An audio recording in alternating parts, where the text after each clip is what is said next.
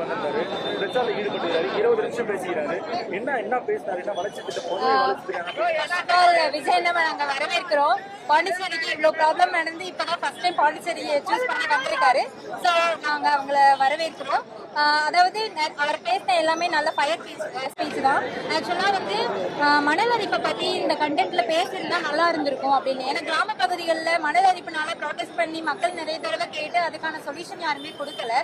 So அவர் வந்தாருன்னா கண்டிப்பா மக்களுக்கான பிரச்சனையை தீர்த்து வைப்பாரு அப்படின்ற ஒரு நம்பிக்கை இருக்கு. கண்டிப்பா என்ஆர்ஐ கூட கூட்டணி இருந்துச்சுன்னா பாண்டிச்சேரியிலேயே டிவிக்கு ஆட்சி அமையும்.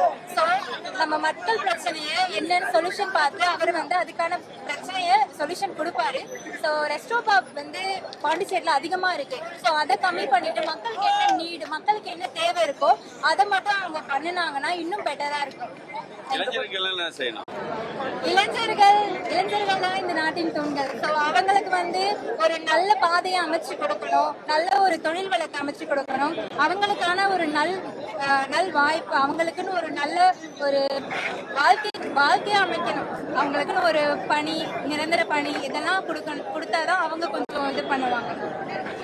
இந்த விஜய் வந்ததுக்கு எங்களுக்கு ரொம்ப நன்றி. எங்களை மாதிரி வயசானவங்களாம் நாங்கள் போய் பார்த்தோம், எந்த ஒரு பிரச்சனையும் நடக்கல. காவல்துறை வந்து அவ்வளோ வந்து பாதுகாப்பு கொடுத்து விஜய் வரத்துக்கு எல்லா இடத்துலையும் வந்து பந்தோபஸ்து போட்டு எல்லாமே வந்து கிளியர் பண்ணாங்க. ரொம்ப மகிழ்ச்சி அவங்களுக்கும்.